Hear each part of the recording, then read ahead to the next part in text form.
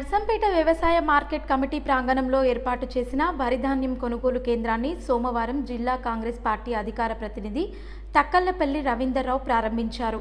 ఈ సందర్భంగా జిల్లా కాంగ్రెస్ పార్టీ అధికార ప్రతినిధి మాట్లాడుతూ రైతులు దళారుల చేతిలో మోసపోవద్దని, రైతులు పండించిన ప్రతి గింజ కొనడానికి రాష్ట్ర ప్రభుత్వం సిద్ధంగా ఉందన్నారు. రైతులు కొనుగోలు కేంద్రాలను సద్వినియోగం చేసుకోవాలన్నారు. కొనుగోలు కేంద్రాలలో రైతులకు ఎలాంటి ఇబ్బందులు రాకుండా సంబంధిత అధికారులు తగిన సదుపాయాలు కల్పించాలని సూచించారు. ఈ కార్యక్రమంలో కౌన్సిలర్ వేముల సాంబయ్య గౌడ్, ఎలికంట విజయ్ కుమార్, ఓబీసీ జిల్లా అధ్యక్షులు ఓర్సు తిరుపతి, మాజీ వైస్ ఎంపీపీ సాంబరెడ్డి, కాంగ్రెస్ నాయకులు, కార్యకర్తలు తదితరులు పాల్గొన్నారు. ప్యాక్ సొసైటీ ఆధ్వర్యంలో కాకుండా రైతు ఫార్మర్ సొసైటీ ఆధ్వర్యంలో నర్సంపేట నియోజకవర్గంలోనే ఫస్ట్గా ఇక్కడ ఇవ్వడం జరిగింది. విఘ్నేశ్వర ఫార్మర్ ప్రొడ్యూసర్కి ఇవ్వడం జరిగింది గౌరవ శాసనసభ్యులు గారు, జేడీఏ గారు.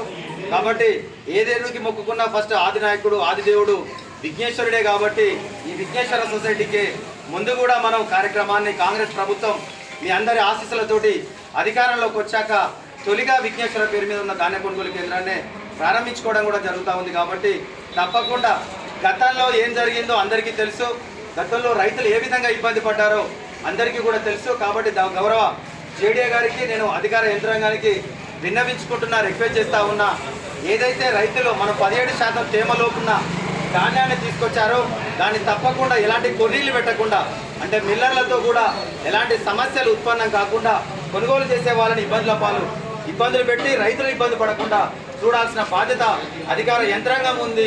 దానికి తగ్గట్టుగా ప్రభుత్వ పాలకులు, ప్రజాప్రతినిధులు పూర్తి సహాయ సహకారాలు మీకు అందిస్తాం మేడం. ఎక్కడైనా కూడా ఏ దురుద్దేశం లేదు, ఏ రాగద్వేషాలు లేవు, రాజకీయ వివక్షత లేదు.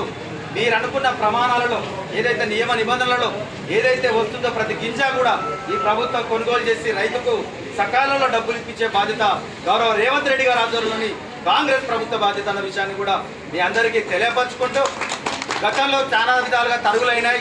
ఇక్కడ ట్రక్ షీట్ చింపిన తర్వాత కూడా మళ్ళీ మిల్లర్ దగ్గరికి వెళితే మళ్ళీ ఏదో తేమ ఉంది, మళ్ళీ ఏదో ముక్క ఉంది అని చెప్పి కొర్రీ పెట్టి రైతును రప్పించుకొని మళ్ళీ కింటాకు 2 కిలోలు లేకపోతే బస్తాకు కిలో చొప్పున అదనంగా కూడా కట్ చేసుకున్న సందర్భాలు ఉన్నాయి.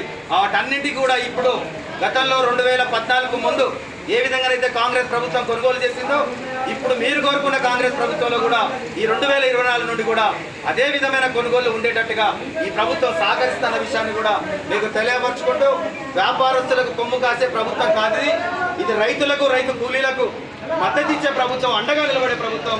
ఎంఎస్పీ ధరకు 2203 రూపాయల ఏదైతే ఏ గ్రేడ్ ధాన్యం ఉందో కింటాకి తప్పకుండా రూపాయి తక్కువ కాకుండా మీకు కొనుగోలు చేసి పరుగులు లేకుండా, పెద్ద కోతలు లేకుండా మీకు రైతులకు న్యాయం చేసే బాధ్యతను కాంగ్రెస్ ప్రభుత్వం తీసుకుంటుందని, ఎందుకు గౌరవ విఘ్నేశ్వర సొసైటీ కూడా, ఎందుకంటే మీరు చాలా 5 ఏళ్ళుగా కొనుగోలు చేయడం, లక్షలలో కూడా బస్తాలను కొనుగోలు చేసి ఎలాంటి పేరు కూడా చెడ్డ పేరు వీళ్ళకి రాలేదు. అదే పరంపరను మరింత ముందుకు కొనసాగించుకుంటూ మిగతా సంఘాలకు ఆదర్శంగా ఉండేలాగా కూడా వెళ్ళాలని గౌరవ జేడీ గారు కూడా నేను విన్నవించుకుంటున్నా.